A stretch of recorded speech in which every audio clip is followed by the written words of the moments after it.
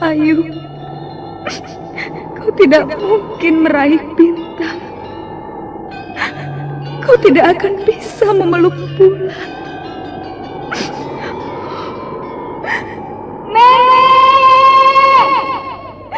Nenek Raga Runting! Ayu!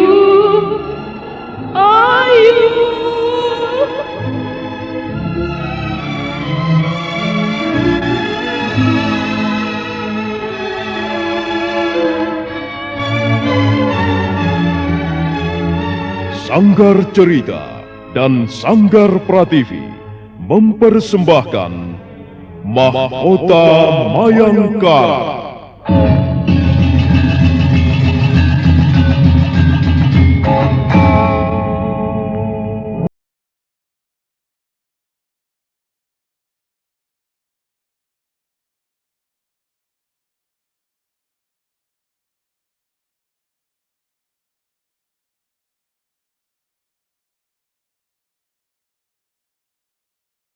Dari Tutur Tinular.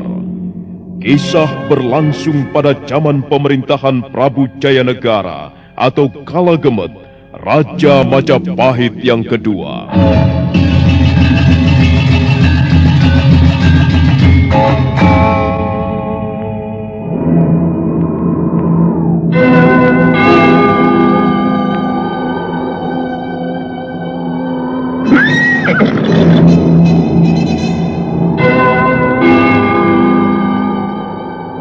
Bukan lagi Raja Majapahit. Akulah raja. Akulah yang berkuasa. Ayo, obrak-abrik desa Ganding. Tangkap Jayanegara. Tangkap Jayanegara.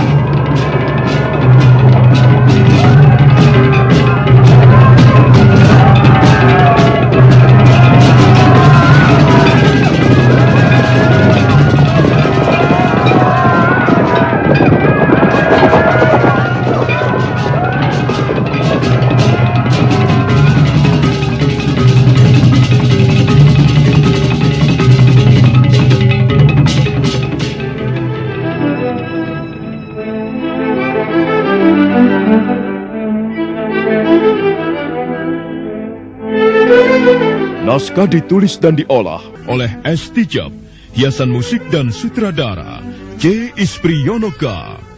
Kali ini mengetengahkan episode pertama dengan judul Langit yang Cerah.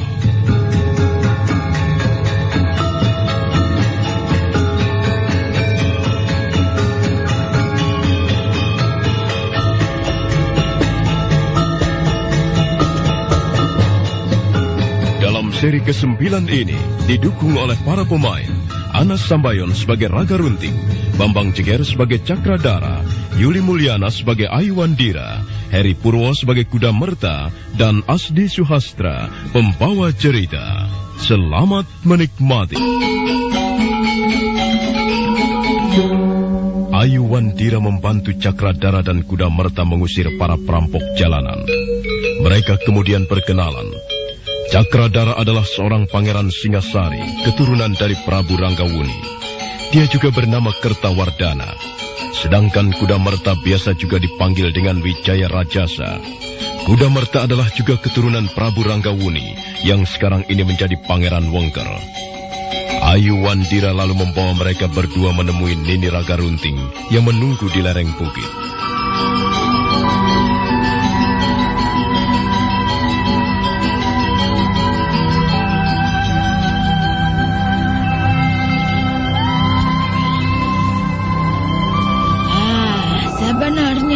Pergi kemanakah tuan-tuan ini?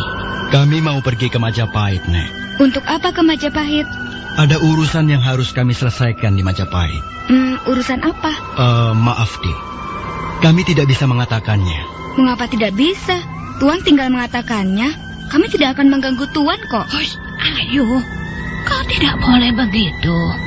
Tuan Cakradara sudah menjawab pertanyaan-pertanyaanmu. Iya, Nek. Tapi dia tidak mengatakan untuk apa pergi ke Majapahit. Kalau Tuan Cakradara tidak bersedia mengatakannya, kau tidak boleh terus mendesak. Barangkali memang Tuan Cakradara mempunyai sesuatu yang bersifat pribadi. Loh, mengapa harus begitu? Ya memang harus begitu. Sesuatu yang bersifat pribadi memang tidak boleh diketahui oleh orang lain. Suatu saat kau pasti tahu dan bisa mengerti hal ini. Sekarang mungkin belum. Aku tidak senang bermain-main dengan rahasia. Kenapa sih orang tidak mau terus terang saja? Katanya kita harus jujur. Bagaimana ini? Sudahlah, Ayu. Soal sepele begini kok kamu bikin ribut. Sudahlah, kau masih bisa menanyakan sesuatu yang lain kepada Tuan Cakradara ataupun Tuan Kudamerta. Nah, sekarang kami yang harus ganti bertanya, Dek. Sebenarnya Adik Ayu dan Nenek Raga Runting mau kemana? Kami mau ke desa Pasuruan 1. Pasuruan 1 masih cukup jauh dari sini. Kalau tidak salah, desa itu terletak di tepi pantai. Mau apa kalian pergi ke desa Pasuruan 1? Apakah ada seseorang yang ingin kalian temui? Maaf Tuan Cakradara, saya tidak bisa mengatakannya. Ini persoalan pribadi. Aduh, Ayu. Rupanya kau ingin membalas dendam ya. Waduh, maafkan cucu saya ini, Tuan-tuan. Dia memang suka begitu. Lihatlah, kalau dia cemberut seperti itu, bukankah wajahnya menjadi jelek? Nenek. Tidak apa, Nek. Kalau dia cemberut, justru malah bertambah cantik. Ih, Tuan jangan menggoda saya. Baru pertama kali ini ada orang mengatakan bahwa saya cantik. Hah? Masa begitu, Nuk? Nenek Raga Runting juga selalu mengatakan bahwa Ayu cantik. Ayu anak yang manis. Ayu cakep seperti bidadari. Itu kan Nenek. Nenek memang selalu memuji-muji Ayu. Maksud Ayu orang lain, Nek. Baiklah, kami tidak bisa lama-lama di sini. Kami harus meneruskan perjalanan ke Majapahit. Oh, kalau begitu baiklah tuan-tuan. Silahkan. Selamat jalan. Ayo Kudamerta, kita langsung saja ke Majapahit. Sekali lagi saya mengucapkan terima kasih atas pertolonganmu, Adik Ayuandira. Selamat tinggal, Adik Ayuandira. Kami harus segera pergi.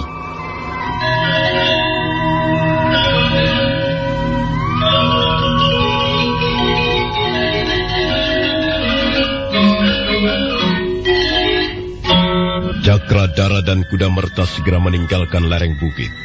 Mereka berjalan ke arah utara, menyusuri kaki gunung Penangkungan. Sementara Ayuandira dan Nini Raga Runting masih tetap berdiri di lereng bukit, mengawasi dua orang pemuda yang berjalan beriring-iringan. Sebentar kemudian tubuh mereka sudah lenyap di balik pohon-pohonan. Apalagi yang kau lihat, Ayu? Mereka sudah pergi. Mereka sudah tidak kelihatan lagi. Orang itu sombong sekali ya, Nek. Apa? Tuan Cakradara itu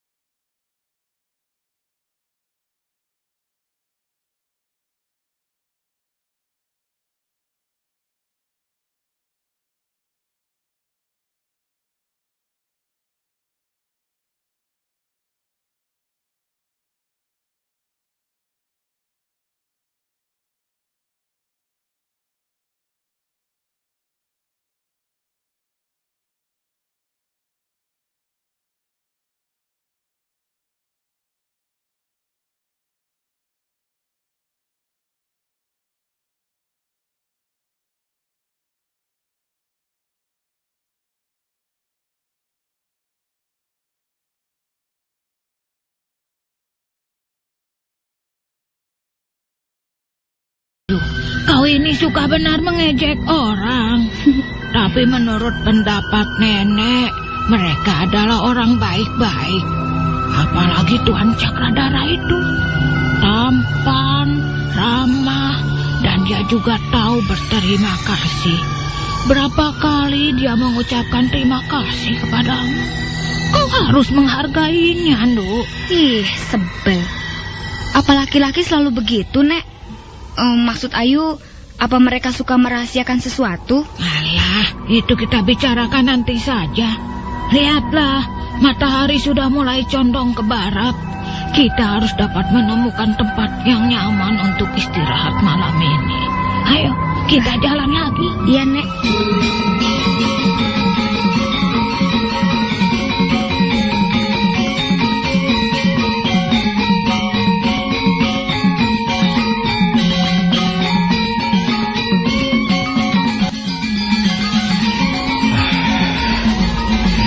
Iya, kita istirahat sebentar, Kuda Merta.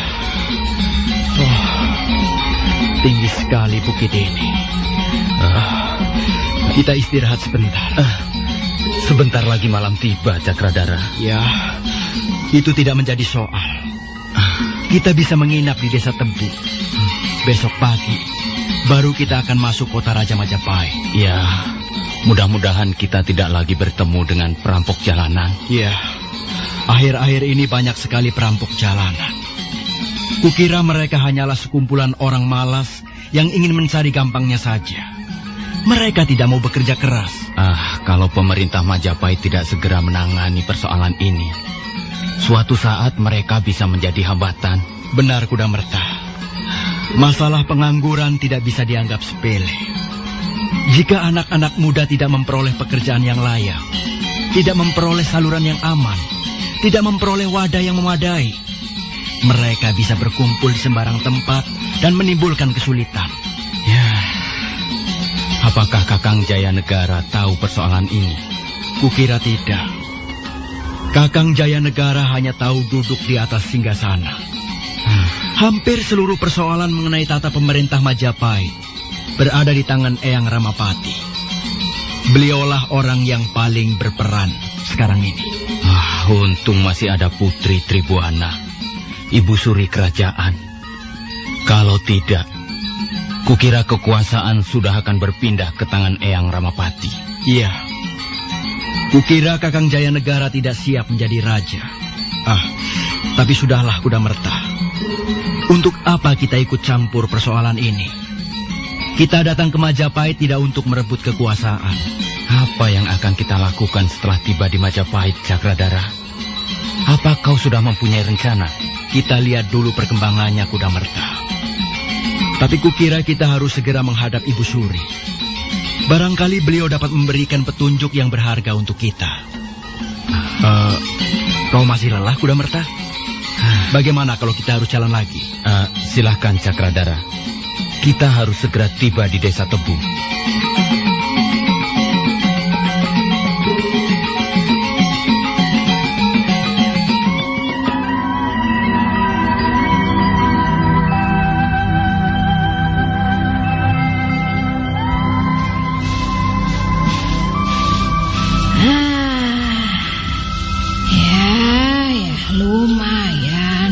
Lumayan untuk merebahkan punggung yang sudah bongkok ini.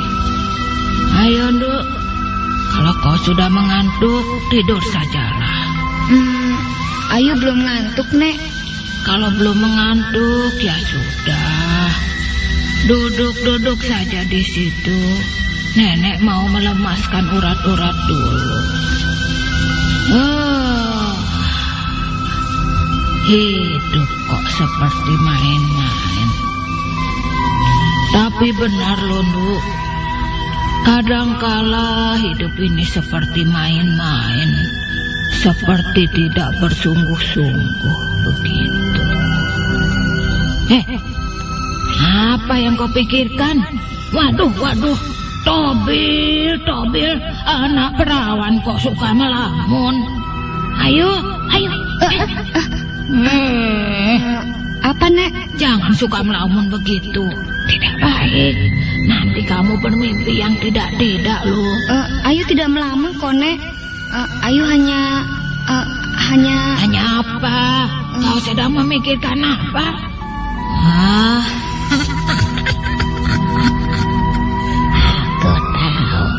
Aku tahu.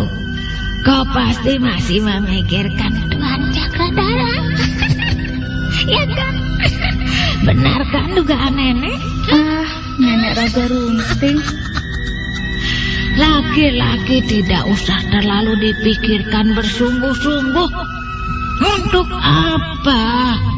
Semua ini sudah ada yang mengatur. Percaya tidak? Memang sulit untuk percaya kalau belum mengalami sendiri. Anak muda biasanya masih senang tidur di awang-awang, apalagi anak gadis. Anak gadis paling senang berangan-angan. Siapa yang berangan-angan, Nek? Ayu sudah melupakannya kok. Untuk apa terus-menerus memikirkan Tuan Cakradara? Belum tentu dia memikirkan Ayu. Dengar, Ayu. Sekarang aku akan bicara soal lain. Selama ini kita memang belum pernah bicara soal hubungan antara laki-laki dan wanita. Kukira kau perlu mempunyai sedikit pengetahuan tentang hal itu. Apakah itu ada gunanya, Nek? Ada. Semua pengetahuan itu ada gunanya. Bahkan pengetahuan yang buruk pun ada gunanya. Setidak-tidaknya kita lalu tahu bahwa hal itu buruk. Dan kalau kita tahu, kita tidak akan melakukannya lagi, ya kan? Ada, Nuk. Semua ini ada gunanya. Kalau tidak ada gunanya, ya untuk apa diciptakan? Nah, sekarang dengar. Nenek akan bercerita tentang hukum perjodohan. Apa, Nek? Perjodohan? Ya, benar. Seperti kau lihat sendiri. Di dunia ini segala sesuatunya diciptakan berpasang-pasangan. Ada terang, ada gelap. Ada besar, ada kecil. Ada buruk, ada baik. Ada langit, ada bumi. Ada dingin, ada panas. Ada pria dan ada wanita. Semua itu berpasang-pasangan. Semuanya serba dua. Apakah seorang wanita diciptakan untuk mendampingi seorang laki-laki, Nek? Iya, memang begitu kodratnya. Wanita diciptakan untuk menjadi pendamping laki-laki. Demikian pula sebaliknya. Jika memang mereka sudah ditakdirkan menjadi jodoh, sekalipun wanita itu tinggal di puncak gunung, sedangkan laki-laki tinggal di dalam samudra, mereka pasti akan bertemu dan bercinta. Kemudian bersatu padu. Nah, itulah namanya jodoh. Apakah manusia tidak bisa mengingkarinya, Nek? Kalau memang dua orang sudah ditakdirkan menjadi jodoh, tak seorang pun di antara mereka mampu mengingkarinya. Senang ataupun susah, cocok ataupun tidak, sekalipun watak mereka berlainan seperti bumi langit, mereka pasti akan hidup menjadi suami istri. Kalau tidak cocok, bagaimana bisa menjadi suami istri, Nek? Mereka pasti akan bertengkar terus. Ayu pernah melihat sendiri, Nek. Waktu itu kita sedang menginap di pinggiran desa hamba. Ada dua orang warga desa. Mereka itu suami istri, bertengkar dengan hebat sekali. Mereka berkelahi seperti dua ekor anjing. Suaminya memukul, istrinya mencakar.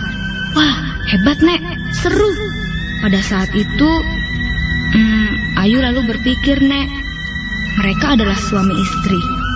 Mengapa mereka tidak hidup dengan rukun dan damai? Mengapa sepasang suami istri harus bertengkar seperti musuh? Ya, itulah, Duk. Itulah hukum perjodohan yang baru saja kukatakan kepadamu. Sekalipun mereka tidak cocok satu sama lain, tapi karena garis nasib telah menjodohkan mereka, ya, mereka terpaksa menjalaninya. Puas atau tidak puas, senang atau tidak senang, mereka harus tetap menjadi suami istri. Sampai suatu saat nanti perjodohan mereka berakhir atau berhenti. Kalau sudah begitu, ya mau apa lagi? Mereka pasti akan berpisah. Karena itu, Nduk, soal yang satu ini kau jangan sampai terjerumus. Percayalah pada hukum perjodohan itu. Tak ada perlunya memikirkan laki-laki. Usia nenek ini sudah hampir 70 tahun. Dan nenek merasa sangat menyesal. Karena dulu nenek banyak membuang-buang waktu. Oh ya, Nek. Mengapa nenek tidak menjadi istri kakek tanpa ruang? Bukankah nenek mencintainya? Nini Raga Runting tidak segera menjawab pertanyaan Aiwandira. Dia termenung sesaat lamanya. Mendadak matanya menjadi berkaca-kaca. Ada apa, Nek? Mengapa nenek diam saja? Nenek sedih ya?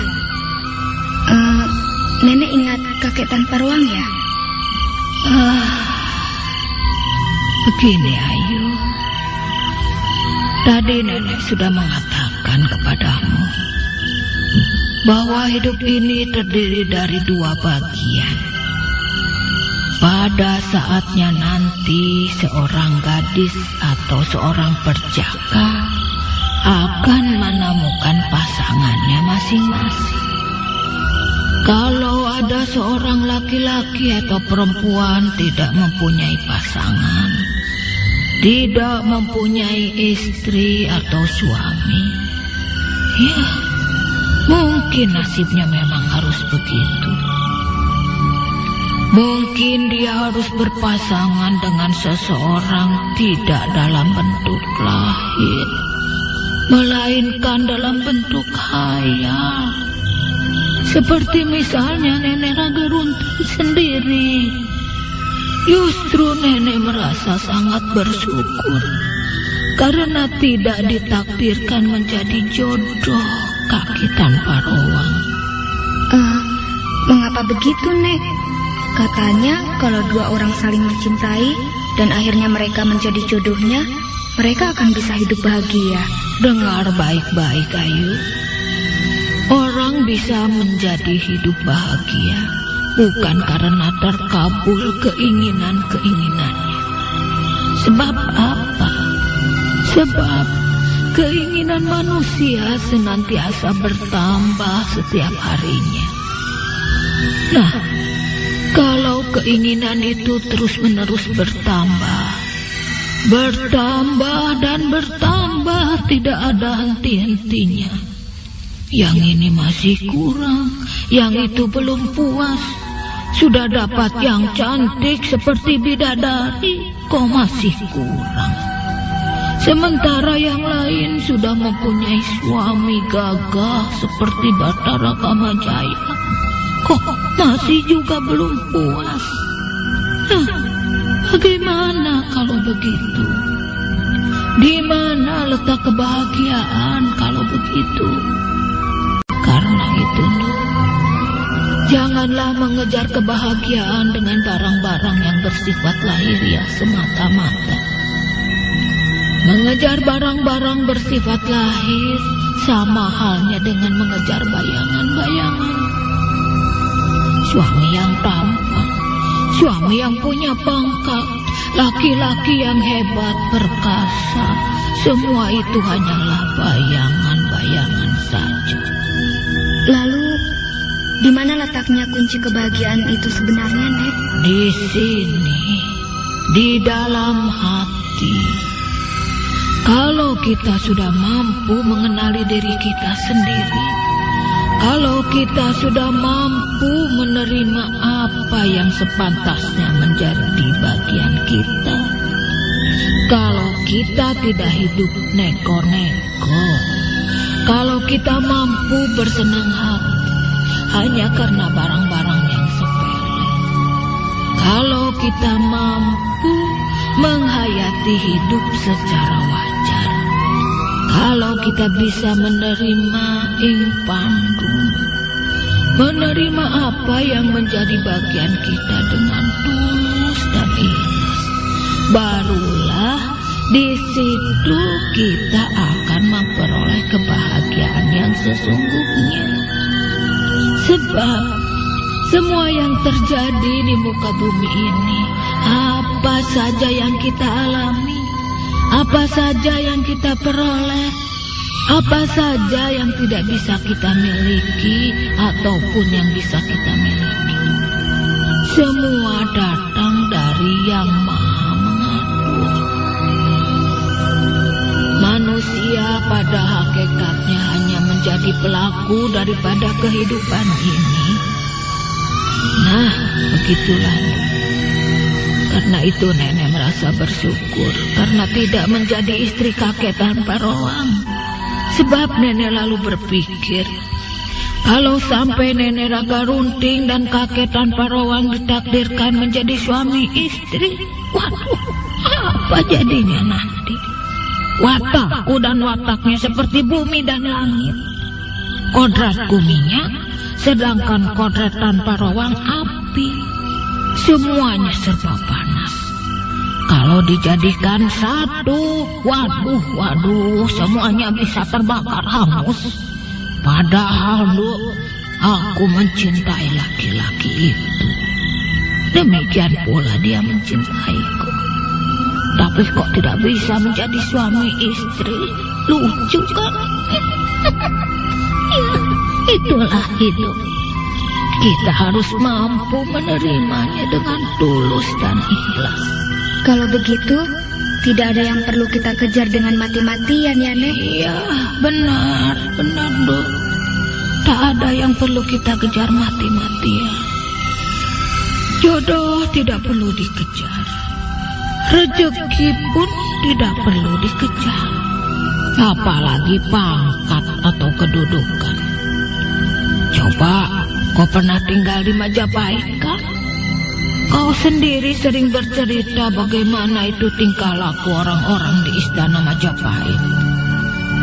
Mereka sama sekali sudah menjadi buta hatinya. Mereka sudah menjadi lupa daratan. Mereka mengejar pangkat, mengejar kedudukan, mempertahankan kewibawaan, ingin dihargai, ingin disanjung-sanjung seperti dewa, ingin dipuji-puji seperti seperti apa, sehingga mereka lupa daratan. Mereka tidak tahu bahwa apa yang mereka kejar sesungguhnya hanyalah bayangan-bayangan semata. Tidak mempunyai kodrat yang hakiki, tidak mengandung kebenaran. Ya, sudahlah, Duk. Lebih baik kita tidur sekarang. Besok pagi kita harus meneruskan perjalanan ke desa Pasuruan Satu. Ayo kita tidur saja.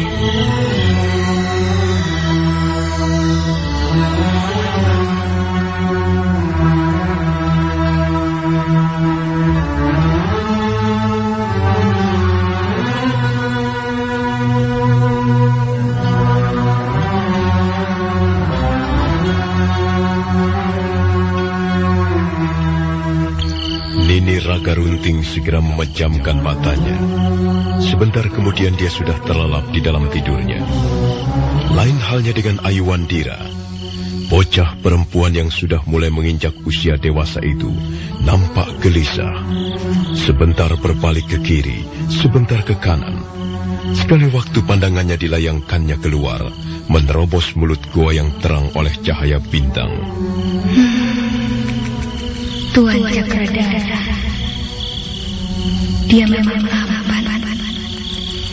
Dia seorang laki-laki yang gagah dan tampan. Tapi aku tidak suka kesombongannya. Kukira aku tidak cocok dengannya. Mengapa aku terus-menerus memikirkan laki-laki itu? Mengapa aku jadi begini? Aku belum pernah merasakan sebelumnya. Aku tidak pernah merasakan hal-hal seperti ini. Tadi, dia menggamit pundakku. Dia tersenyum padaku. Tiba-tiba, hatiku berdebar-debar. Kakiku menjadi gemetaran. Apa sebenarnya yang sedang kualami? Masa bodoh. Kata Nenek Raga Runting, tidak ada gunanya memikirkan laki-laki.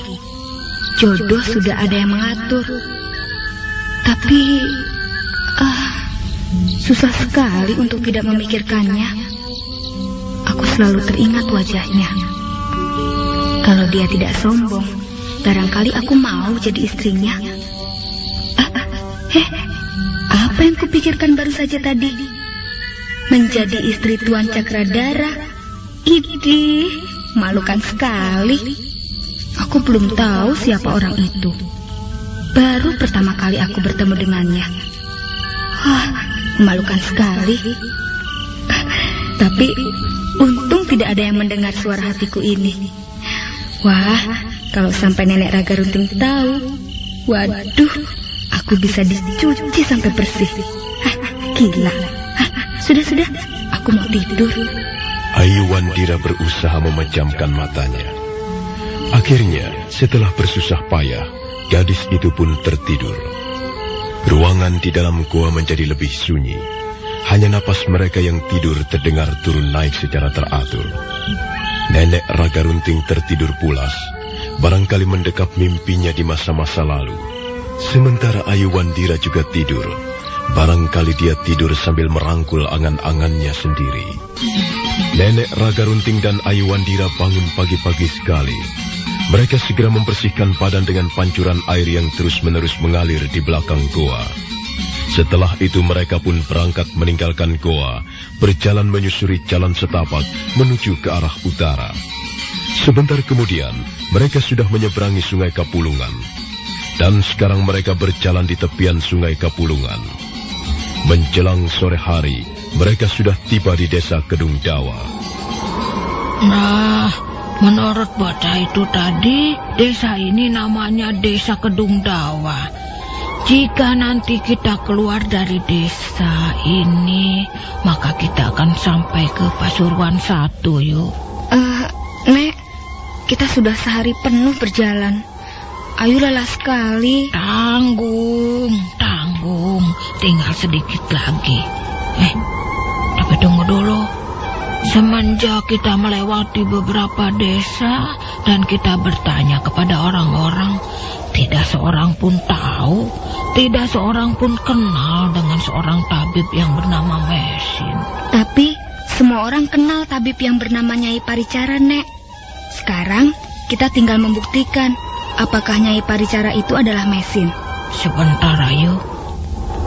Aku kok masih belum yakin. Dari mana kau bisa tahu bahwa Mesin itu seorang tabib? Dari mana kau bisa tahu? Nenek ini bagaimana? Kakang Panji, Nek. Kakang Panji yang memberitahu aku. Katanya, tabib Mesin itu pernah datang ke istana Majapahit untuk mengobati penyakit Gusti Prabu.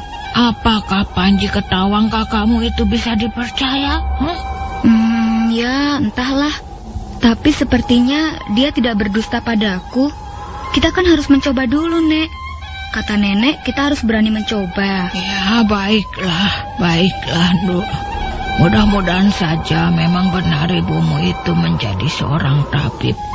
Dan memang benar Mesin itu adalah Nyai Paricara. Sudah, sekarang kita lanjutkan lagi perjalanan. Iya, apa kau tidak ingin makan dulu? Tidak usah, Nek. Ayu tidak merasa lapar. Ayu sekarang bahkan deg-degan. Ayu takut, Nek. Apa yang kau takutkan? Kalau nanti Mesin tidak mau mengakui Ayu sebagai anaknya, bagaimana, Nek? Mana mungkin begitu. Kalau memang dia ibumu, dia pasti akan mengakui sebagai anaknya. Tidak ada seorang ibu pun di seluruh jagat raya ini yang tidak mau mengakui anaknya sendiri. Kalau memang dia berani melakukannya, dia akan berdosa besar. Demikian pula bagi si anak. Kalau seorang anak tidak mau mengakui ibunya atau ayahnya, maka dia menjadi anak durhaka. Dosanya sangat besar. Dosa yang hampir tidak bisa diampuni lagi. Ya, sudahlah. Itu soal mudah. Kalau memang dia mesin, dia pasti akan segera merangkulmu, Nduk. Dan tidak akan melepaskanmu kembali. Percayalah pada nenek.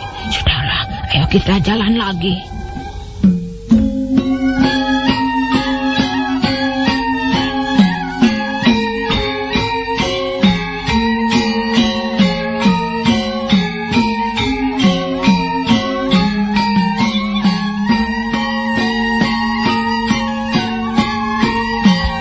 Berjalan menjelajahi jalan-jalan berbatu di desa Kedung Dawa. Ketika malam sudah benar-benar turun dan hari mulai gelap, mereka sudah keluar dari perbatasan desa Kedung Dawa. Sekarang mereka sudah mulai menapak di wilayah Pasuruan 1. Nenek Raga Runting berhenti. Perempuan tua itu menghampiri sebuah pohon randu yang sangat rindang. Ayo, Nek. Ayo kita jalan lagi. Kita sudah masuk daerah Pasuruan 1, Nek. Aku tunggu di sini saja, Nduk. Aku tidak usah ikut masuk. Mengapa begitu, Nek? Nenek tidak usah mengantarmu masuk ke Pasuruan 1. Nenek tunggu di sini saja. Kalau sampai besok pagi kau tidak kembali lagi kemari, itu artinya kau sudah bertemu dengan ibumu. Tapi mengapa? Mengapa Nenek tidak mau masuk? Nenek harus mengantarkan Ayu. Ayu belum tahu jalan-jalan di Pasuruan 1 ini. Nanti kalau Ayu tersesat bagaimana? Alah, kau tidak akan tersesat. Kau tinggal bertanya pada orang-orang di mana rumah tinggalnya Iparicara. Itu kan pekerjaan yang mudah. Jauh lebih sulit ketika kau kutinggalkan di dinding benteng istana Majapahit dulu. Tapi Nenek ikut saja. Mengapa Nenek harus tunggu di sini? Apa Nenek tidak ingin bertemu dengan Ibu Ayu? Dengar, Duk. Nenek ini kan sudah tua. Nenek sudah tidak pantas berkumpul dengan orang-orang. Nenek malu. Lebih baik Nenek tunggu saja di sini, ya. Kalau memang Nyai Paricara itu bukan ibumu, besok kau kembali lagi saja kemari. Dan kita akan mencarinya di tempat lain. Nah, berangkatlah. Kau tidak usah mengkhawatirkan Nenek. Nenek akan menunggu di sini sampai besok pagi. Ayo, Nduk. Apa yang kau tunggu? Pergilah mencari ibumu. Nenek akan tunggu di sini. Baik, Nek. Tapi Nenek jangan pergi kemana-mana ya. Iya, tidak. Masa kau tidak percaya pada Nenek Raga Runting? Sudahlah, pergilah. Ayu Wandira perlahan-lahan meninggalkan Nenek Raga Runting yang duduk di bawah pohon randu besar. Sebentar kemudian tubuh gadis remaja itu sudah lenyap di balik bayangan-bayangan pohon. Nenek Raga Runting mendesah perlahan. Hatinya menjadi sangat sedih. Sang Hyang Widiwasa, berikanlah karuniamu kepada Ayu Wandira. Pertemukanlah bocah itu dengan ibunya. Selama ini dia hidup terlunta-lunta. Dia sangat merindukan ibunya. Oh, Sang Pengatur nasib, limpahkanlah rahmat-Mu kepada Ayu Wandira. Bimbinglah dia, tuntunlah dia, berikanlah penerangan dan kekuatan hatinya. Ayu Wandira, mudah-mudahan terkabul keinginanmu, Nur. Mudah-mudahan Yang Maha Kuasa mempertemukanmu dengan ibumu. Sudah lama sekali sejak kau masih sangat kecil, hidupmu tidak pernah merasa senang. Mudah-mudahan setelah bertemu dengan ibumu nanti, kau akan menjalani hidupmu dengan penuh kebahagiaan. Ayu Wandira, ayu Wandira anakku.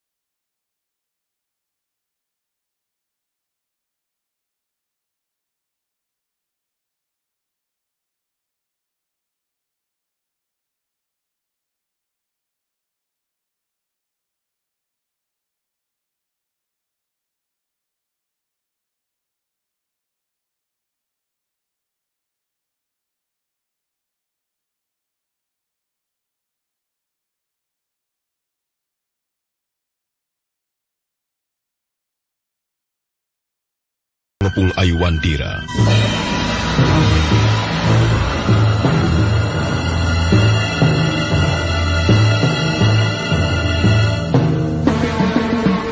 Ayu Wandira terkejut. Tiba-tiba saja di sekelilingnya sudah berdiri kurang lebih 20 orang laki-laki. Ayu Wandira bermaksud kembali lagi, tapi mereka berusaha menghalang-halanginya. Nah, bagaimanakah kisah selanjutnya? Saudara pendengar, silakan menunggu seri berikutnya. Sampai jumpa.